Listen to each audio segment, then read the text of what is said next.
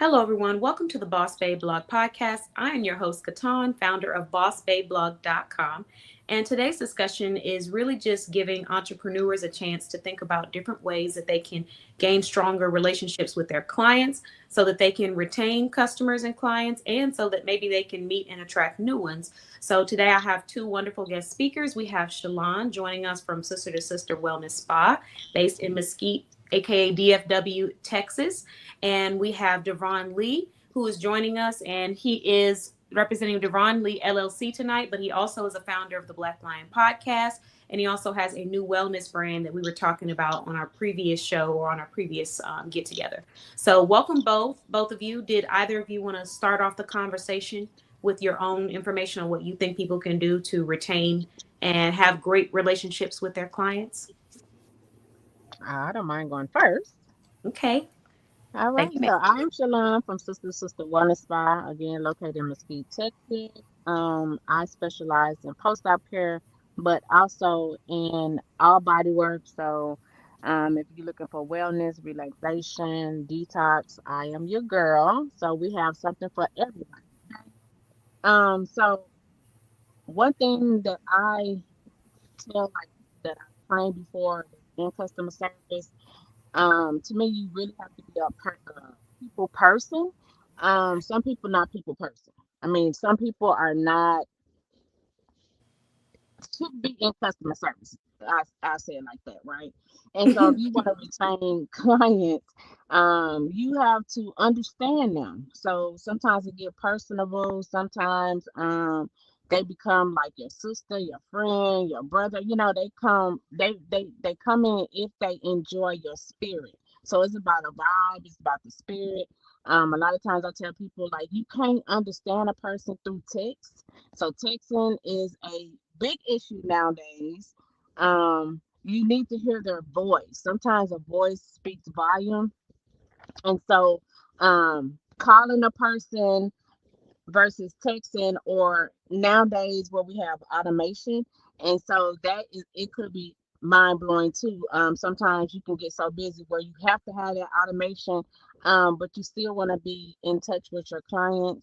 Um, in the beginning, when I first started, which was 2020, of course we was doing COVID, but I knew I wanted to start some kind of business, and so I remember one of the mentors. They was always said to lunch, you gotta lunch 2, 3, 6 months ahead of time. So that's like telling people like, hey, I'm coming out with a new product, or hey, I'm coming out with a new business idea. And then educating them, not just like giving them selling tips, but educating them about your product or about your service. So when I first started, I was doing body sculpting. People know what body sculpting is, but they don't know what body sculpting is. So if I say, hey, y'all, I'm doing cavitation, they'll be like, what the heck is cavitation? You know what I'm saying? So it's like, so what I did was I would always post and say, "Hey, this is what I can help you do. This is what my new brand, my new business is gonna do."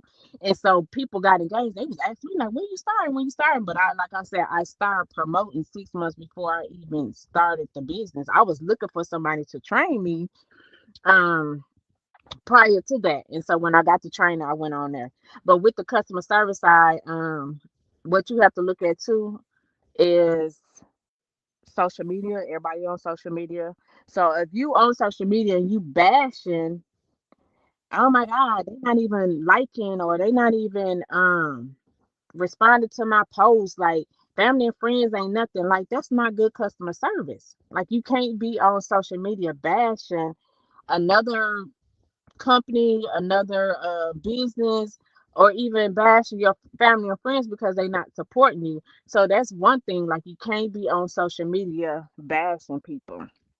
But two, you want to always, you know, see what your client is actually looking for. You got some that's going to come back, and you got some that's going to stick with you for years because they just love what you do. And you can't take offense about it if they don't come back. But you still can text them, send them an email, send them a message, say, hey, I miss you know the emails or whatever you send out, hey, I miss you. Here's 10% off. Can't wait to have you back.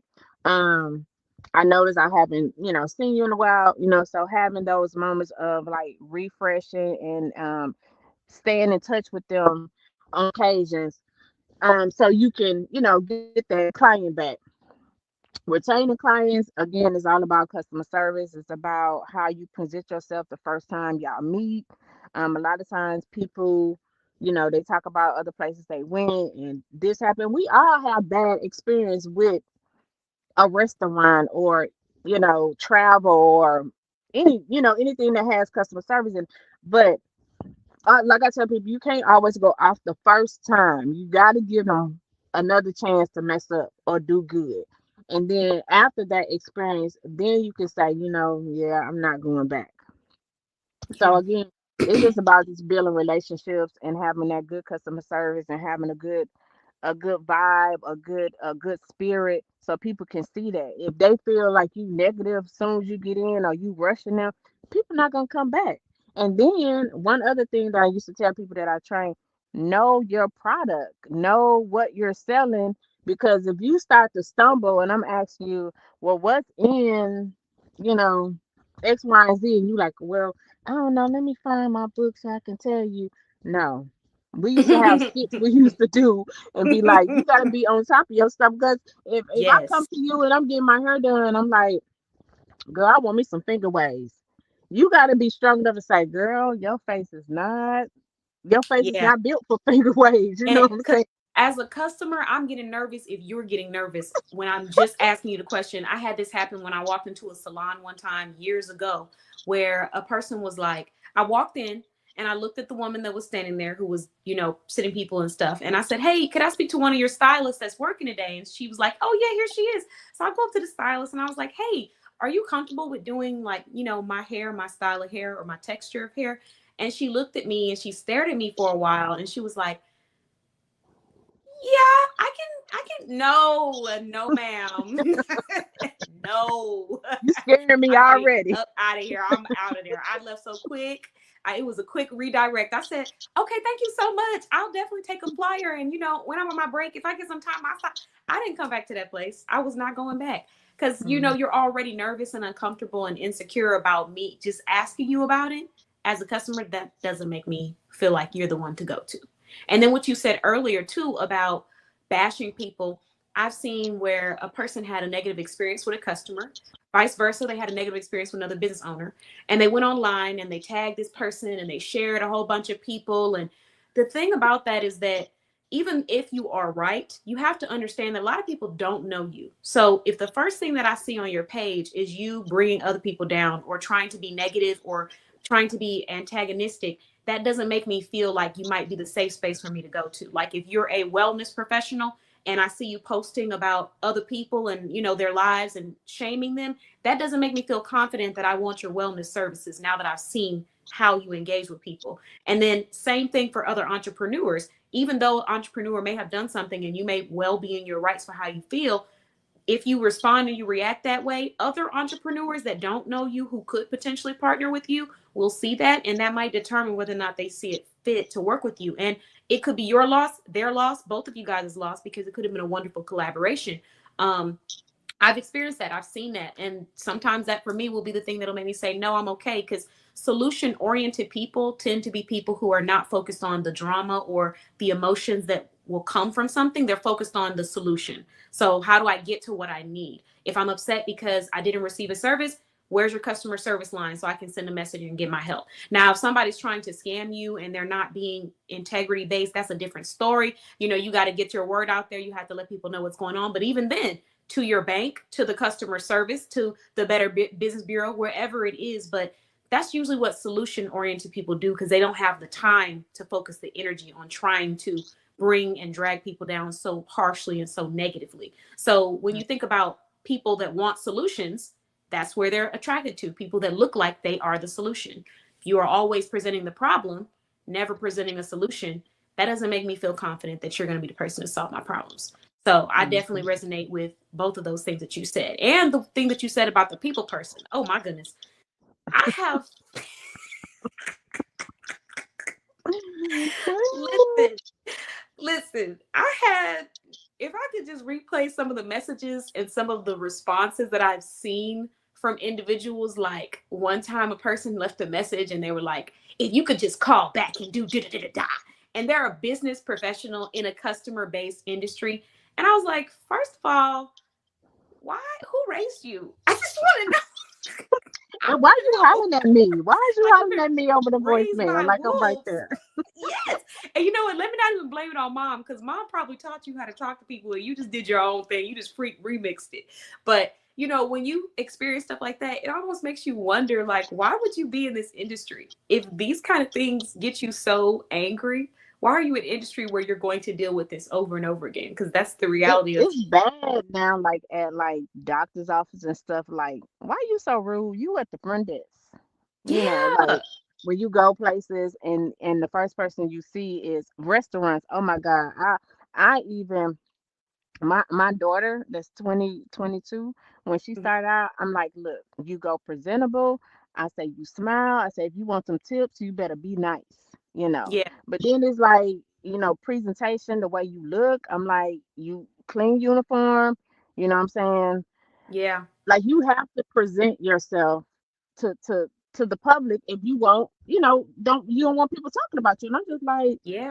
just people just, oh And God, it's acknowledge, bad. like, I think what it is people, everybody saw the wave of being an entrepreneur, being a business owner, being a franchise owner, and they jumped on it. But what they didn't realize is that the work that comes with that is professionalism, social skills, selling skills, learning how to problem solve. You have to have these things as well if you want to see faster growth in your brand. But a lot of times people jump in there. You saw your cousin, you saw your friend have a business. So you said, I want a business too.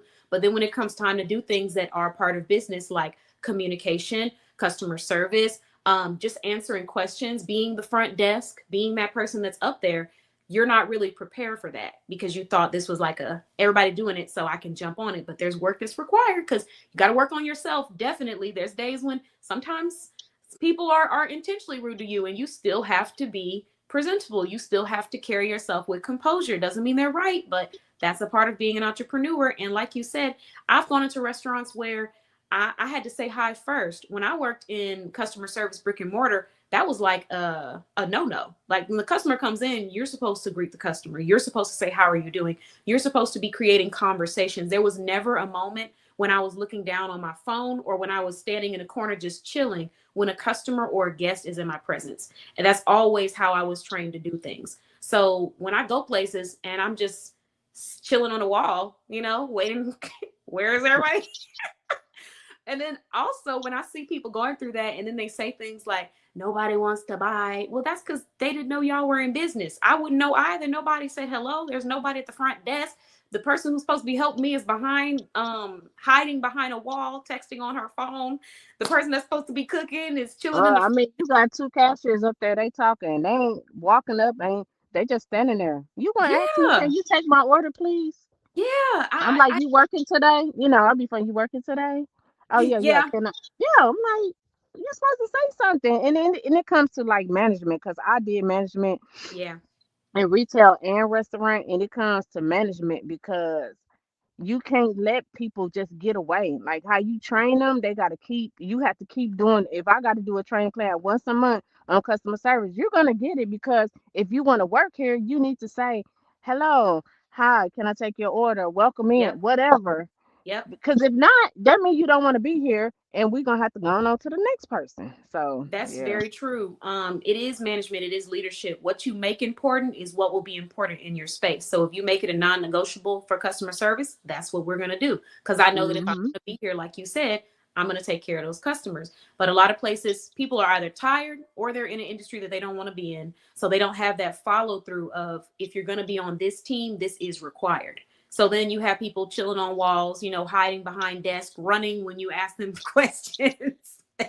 But it is true. I think that experience factor is kind of gone away. It got diluted a little bit because everybody wanted to become an entrepreneur, but Hmm. everybody didn't want to do those entrepreneurial things like communication, follow through, just acknowledging the customers when they walk in, stuff like that. And you have to make a choice. You have to decide, is it important enough for me to do so that I can grow my business, or is it something that I'm okay with not doing and missing out on some really great opportunities? And once you make that decision, that's the line that your business goes into. Because for me, that was something. It's always a non-negotiable if you're here, because if I'm here and I'm working as hard as I am, you got to be working as hard or you just can't be here. But that was me as a manager. Everybody's different, and it also takes guts to be bold enough. The way you were saying, they have to be bold enough to tell the customers what they might need. You have to be bold enough to tell your team you can't be here if you're not ready to work at that standard, and that's hard for a lot of people. So Yeah. that's Yeah. another thing too. They get ran over a little bit sometimes. Sometimes a little pushover. You know, Mhm. Mhm. yeah, couldn't be me, baby. But great feedback, great conversation. Is there anything else you would like to add that you think might help entrepreneurs with, kind of small, decreasing that gap between their clients? Um, Decreasing the gap between the clients. Um, I kind of narrowed it down to some basic stuff, especially if you're starting out. That's just basic stuff. The Yeah. high end is when you paying for automation, different things like that. So that's a whole nother generation, right? Mm-hmm. So if you need it, like when I first started out, I invested a lot of money because I was trying to learn it, I was trying to get it, and I was like, I can't get it, I'm not getting it. So I paid somebody to do it for me, you know what I'm saying? So when you starting out, if you already got the basics, but if you got the money to invest where you can make it seem like it's you, then by all means go into the automation and do what you got to do. But yeah, that's my intake on about it. Just, having good customer service, having, good responses, keeping your composure, um, regardless, because sometimes everybody not gonna agree with you. Everybody not gonna give you a 5-star Yep. um review. But if you want to find out why, just ask them why. They should be able to say, well, when I got there, X, Y, and Z, I wasn't happy with, or this, and that. I apologize. Is there anything else I can do? Learn how to be apologetic, and and learn how to grow from it. So that's my intake. That's great feedback and great perspective. Thank you, Shalon. I appreciate that. Let's see, Devron, what about you? What's your take on this? Oh, I agree with everything y'all was saying, and especially the training that all entrepreneurs get trained in HR training so they could really understand the ins and out of any business and how to retain customers and how Mm-hmm. to treat the customers. Mm-hmm. Because I didn't see some crazy things lately. People getting beat up because they talking to the customer crazy. Mm. Customer going behind y'all was talking about fast food. They going behind the fast food, Oh beating yeah. the employees and all that. Yeah, yeah, but always be professional. Soft skills and hard skills to learn. Mm, Um, when I was in college, we was taught that we had a few tests on them, hard and soft skills. That learning those skills help go a long way. Being professional, being a problem solver, um, things of that sort. But more importantly, what's the word? Just being having patience and having humility. Cause it's Mm-hmm. not gonna come all at once. You got to keep working at it. Is it as you keep working at it, the better you get at it. So I definitely agree with you on that one. Soft skills really do help. I think that's the training that a lot of people miss when they start building that business, because they underestimate how important it is for communication. Because it's not just great for the client; it's also great for your team members.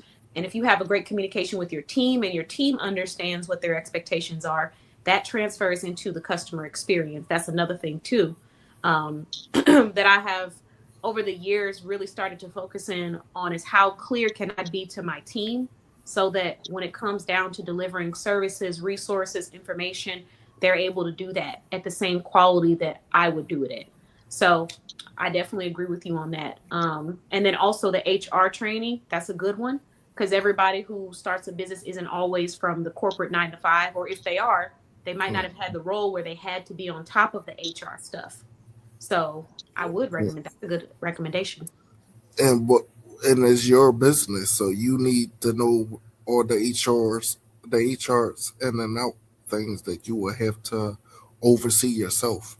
Yeah. Yes, you probably will put somebody in charge of it, but you still overseeing that person you put in charge of it to make sure everything is running smoothly. Yeah. Very true. Very true. That's a good takeaway. Anything else you want to share? Ever since she said that, I was getting my thoughts together. I lost my train of thought. That's okay. Yeah, If you want, I can take over, and then if you have any last thoughts you want to add, I'll be more than happy to bring it yeah, back. that's fine. You can go Okay, ahead. let's do that. So I do have, well, if I'm able to take over, because okay, there we go.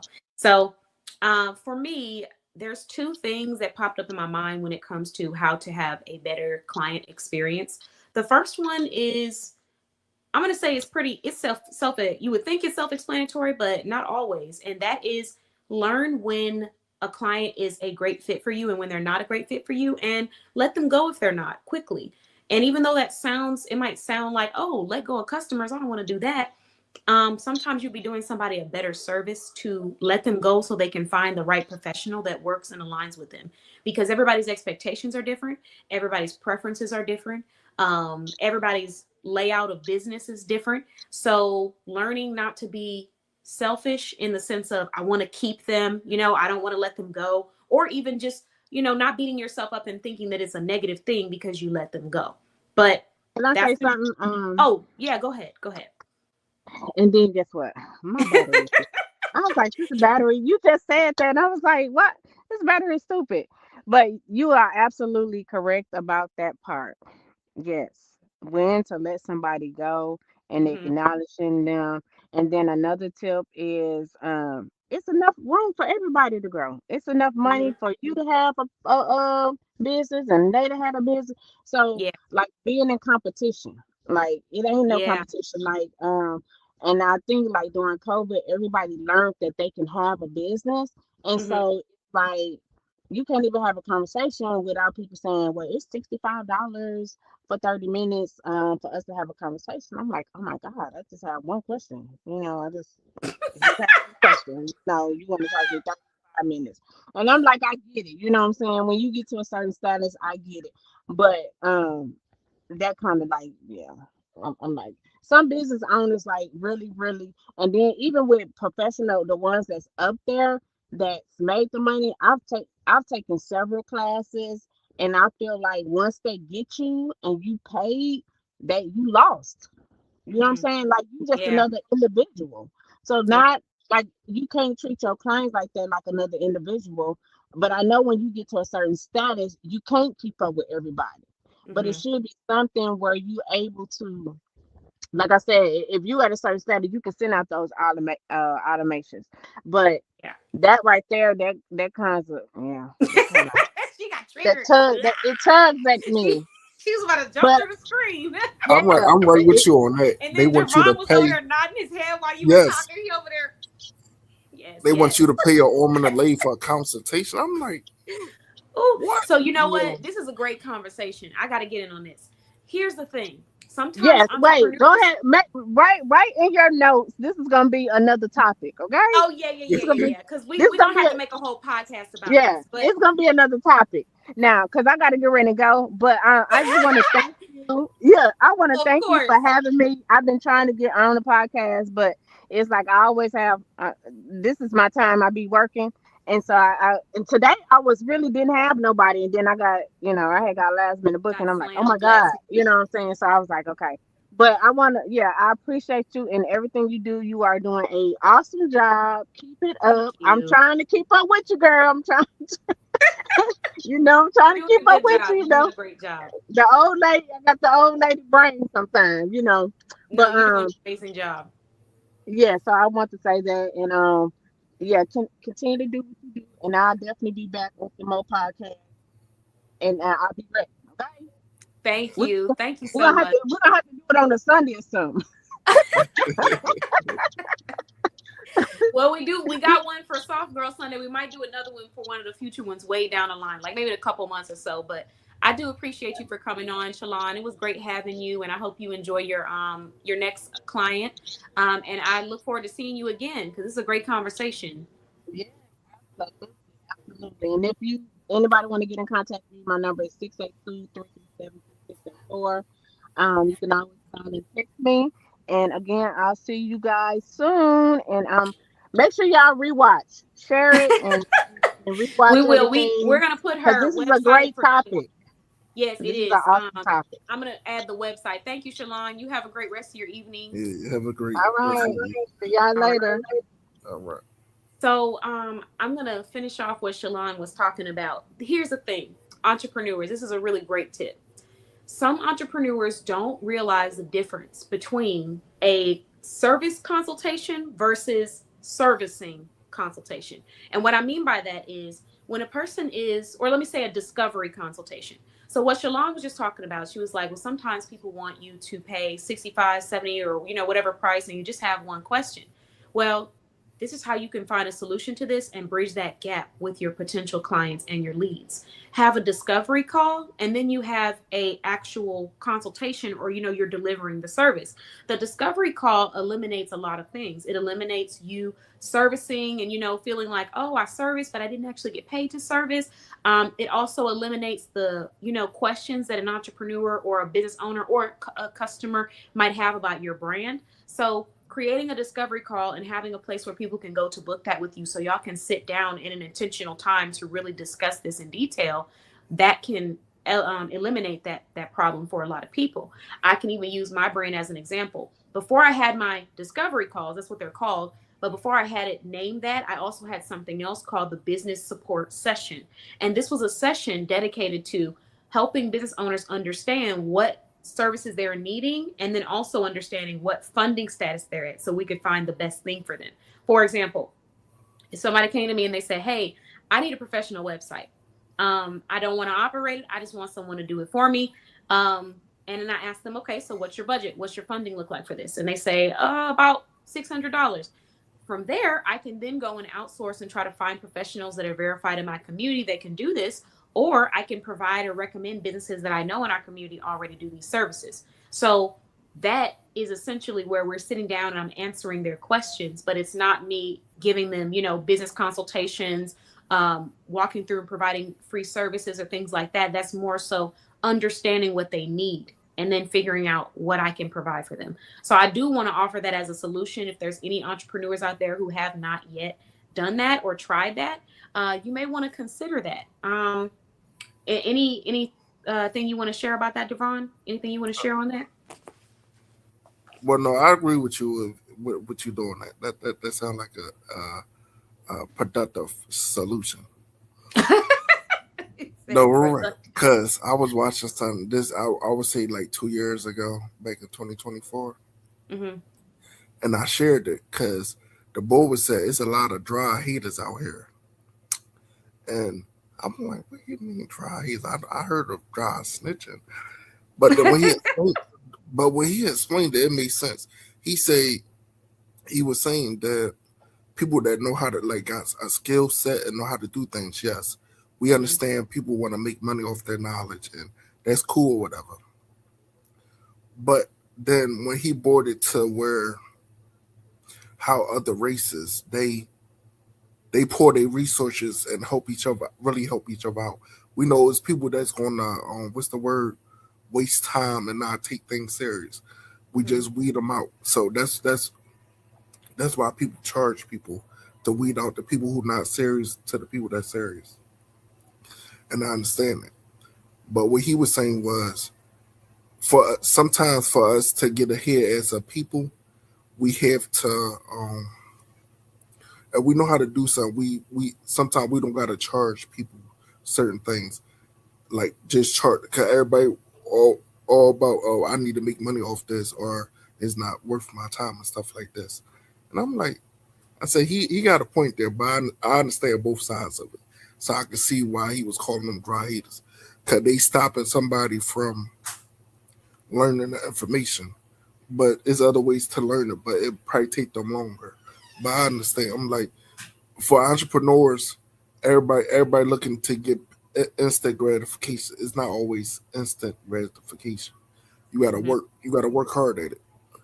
Everybody Yeah. want to live the everybody want to be a, like a social media influencer, but they don't know it's going to be 5 to probably 10 years until they might go viral. Because you never know when you're going to go viral. So, Yeah. but everybody trying to do it and everybody not succeeding at it. Yeah. And I And they think be too, quick to give up because it's not instantly. yeah, yeah, that's very true. I think also um, we put a limit to what value could mean because entrepreneurs will assume that there's only one way of providing one another value. Even if you're not able to spend money with a person, maybe you're able to barter, maybe you're able to collaborate, maybe you're able to work for them in exchange for information, do an internship. These are all different ways that we could still build our community without necessarily just spending money if you're not at a place where you're able to do that yet. But there's just two things that you have to do. The first thing is you have to be transparent about that because sometimes people are not transparent about that. They act as if they're wanting one thing only so they can get information for the other. But if you are transparent, you'll find people who are willing to provide that value. And then the second thing is you got to be ready to show up for that because just like you were saying, that instant gratification, that's not really going to be the case when you're doing that work on your own. But we sometimes put a limit on how we can provide value to one another. There's nothing wrong with bartering. There's nothing wrong with working underneath somebody and shadowing them. There's nothing wrong with a collaboration. But sometimes I think because entrepreneurs have in their mind the only way that it can be productive is if you're making money, that's where we lose that ability to see those collaborations or mentorships or different events where you can both be receiving mutual value.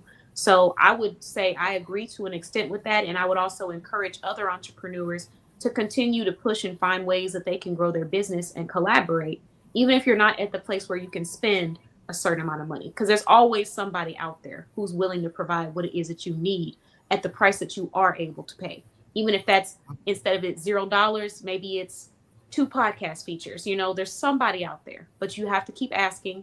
You have to keep moving. When someone says that that's not for them, you just got to get up and move to the next room to find the person who's ready to do that with you. Yep. So I would add that encouragement. What'd you say?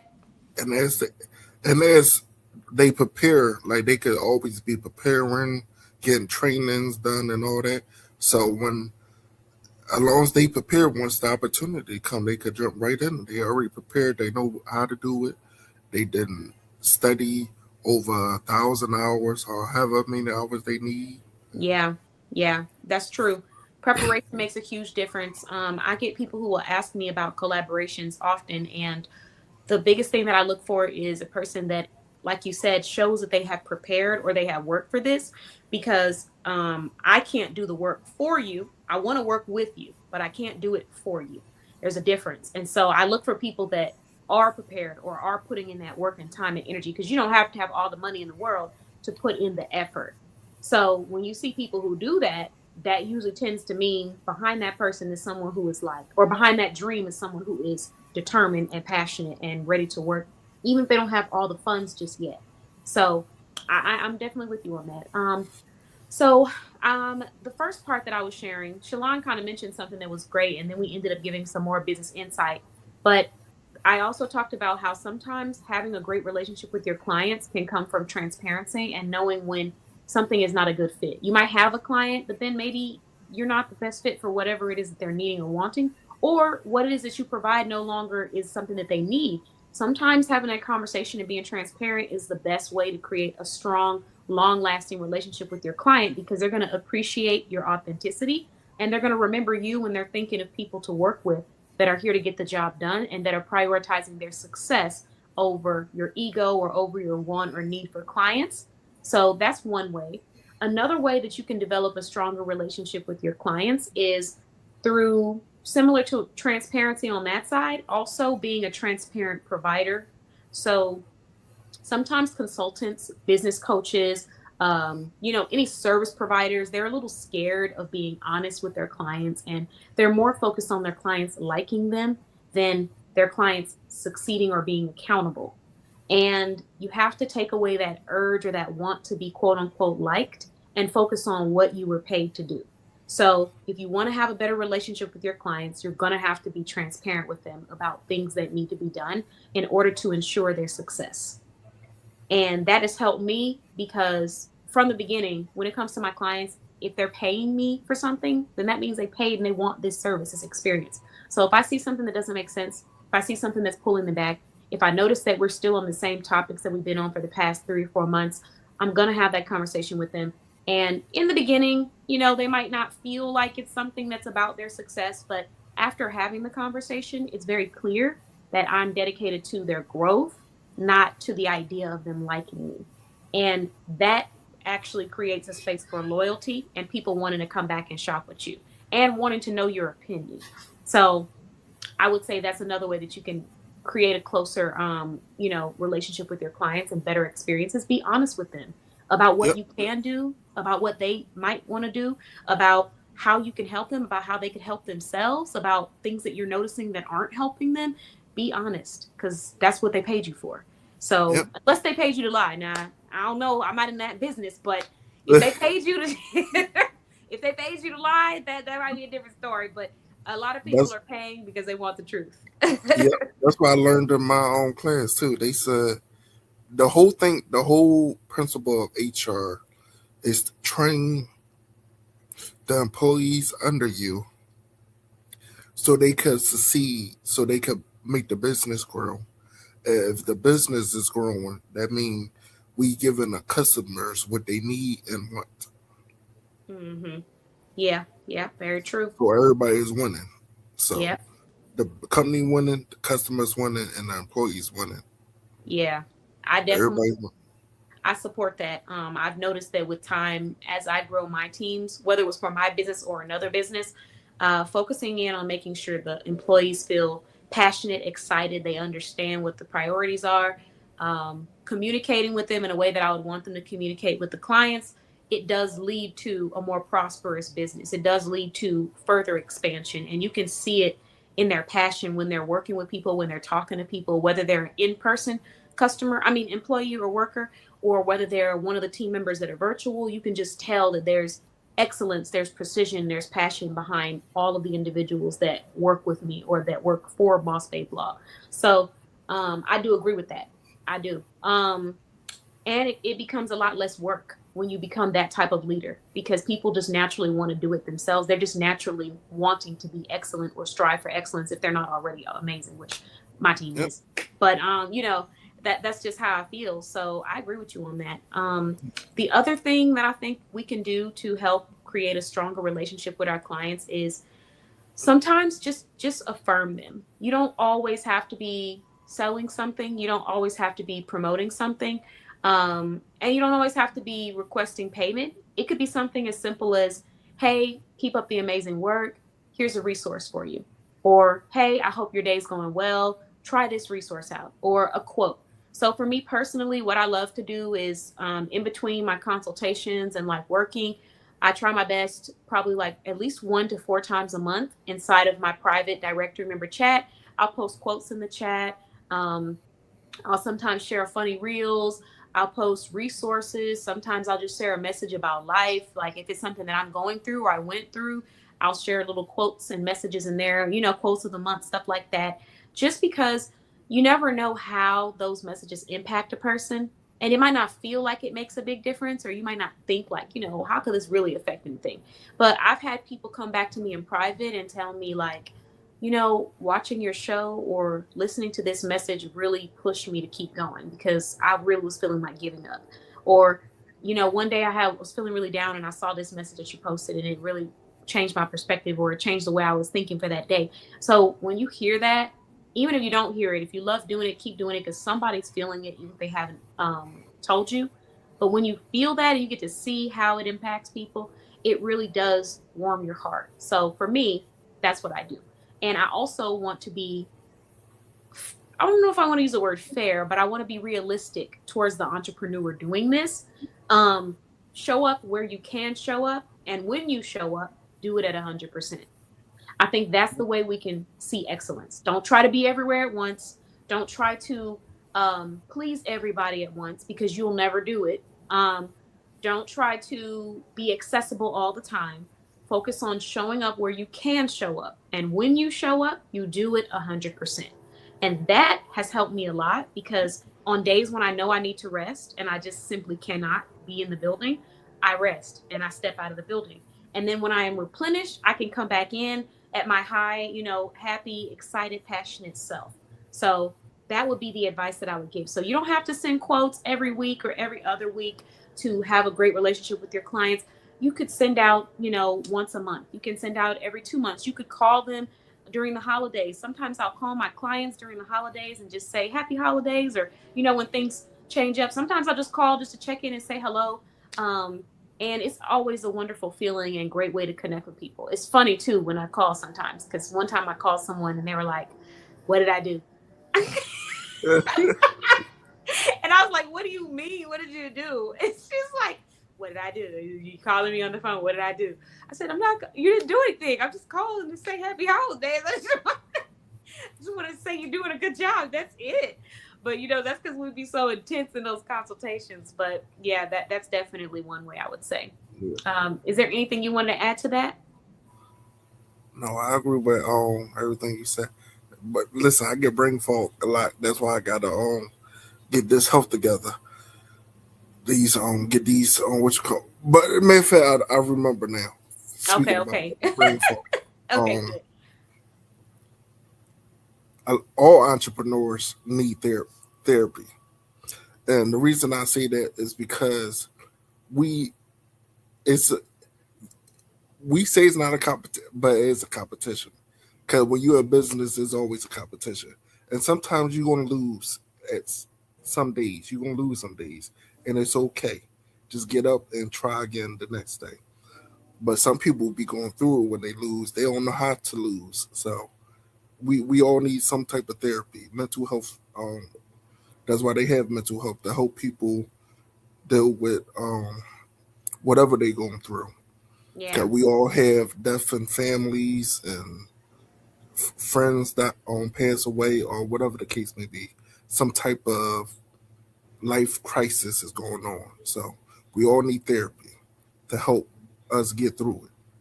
Cause it'll be days like you were saying, months like somebody on the same thing and y'all same conversation, they probably just going through something they not actually getting it. When you say you gotta have conversation, they probably just going through something mentally that they gotta they can't talk to you about. They just gotta talk to a professional that handle mental health.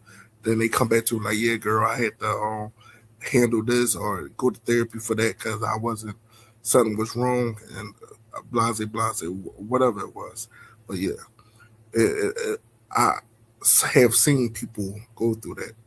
Just listening to, 'cause I watch a lot of podcasts from different people, and they talk about their how they first started out in their business and to how they got up where they at now. So I'm like, Mm-hmm. okay, so they went through a process. Like they had to take mental breaks from like they had to leave it completely, then come back to it, and they was able to succeed because they took that time to work on their mental health to help them get through whatever they were trying to accomplish.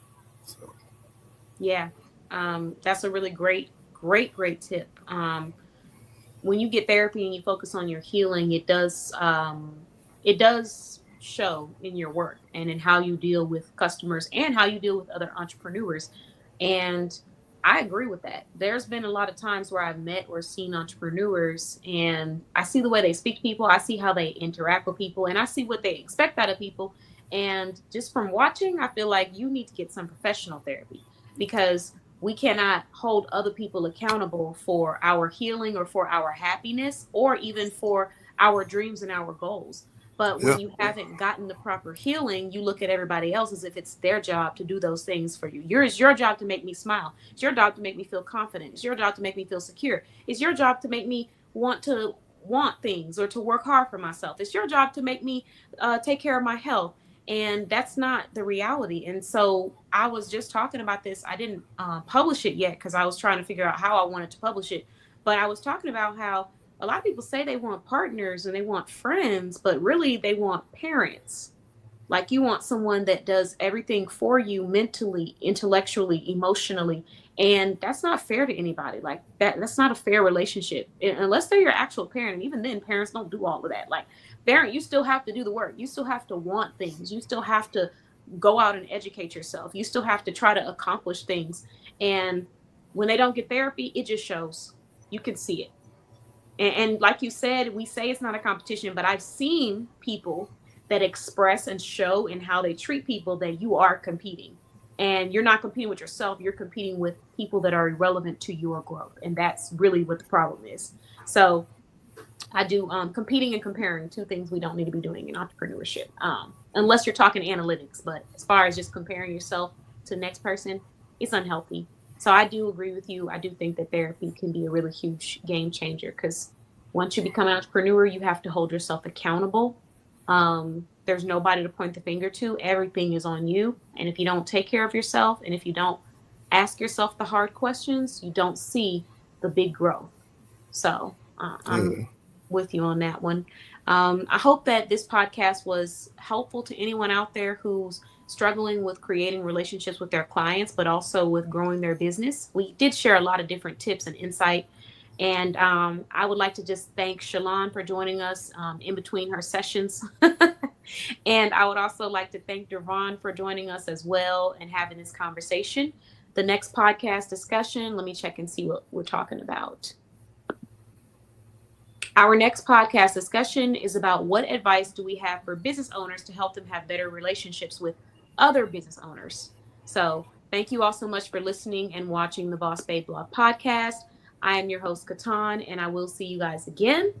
Please subscribe if you enjoyed this conversation and make sure to visit and learn all about these wonderful brands at bossbabeblog.com. Thank you, Devon. You're welcome.